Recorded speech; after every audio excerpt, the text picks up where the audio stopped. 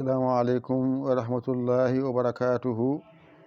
Bandiraɓe sehilaɓe janggiyankoɓe, en garti kadi e windande men hande ngal ɗo alkulal woni ndeɗo harfere ene nandi e jatongu ene nandi e hatongu, kono sa namdama ko serdimo e jatongu e hatongu mbiya ɗo ko dow toɓɓi ene wiye hatongu. Hatongu noon saɗa janga ɗum a wayno haktotoɗo ni hakto hatongu. Mi winama noon Qur'ana arab bindi mum gummortoma ko bange ma ñaamo faya bange ma nano. Alkulal ngal saɗa masa ngal waɗ joyi dow, tati hakkude, nayi less. Wadde joni janggen ha, hi, hu,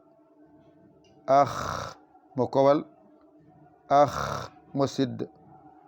Hakkude o han, hin, hun. Less o ko polle ha, hi, hu, hi.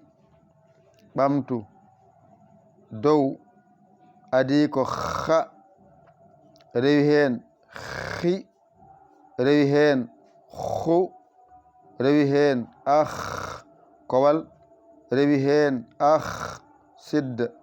Hakkude han, rewi hen hin, rewi hen hun.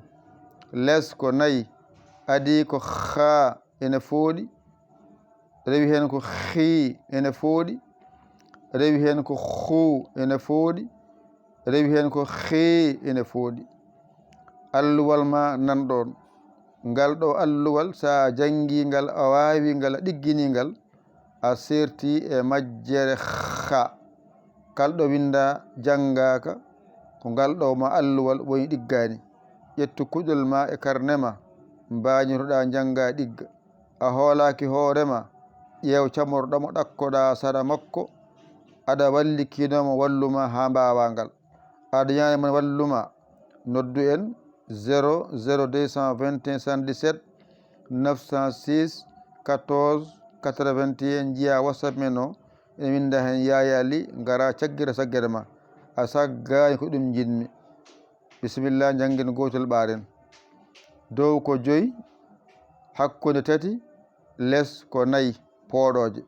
Dow adi ko ha, rewi hen hi, rewi hen hu, rewi hen kowal, rewi hen sidda. Mbiɗon noon alkulal ngal ɗo kangal woni Pulaar o on jii ɗum de iksi o woni so wonde a wona ha, so wonde i wona hi, so wonde u wona hu, so wonde a adi wona so wonde a adi wona oyo wona kowal, oyo wona sidda. Hakkude on jii wonɗon ko han, rewi hen ko hin, rewi hen ko hun.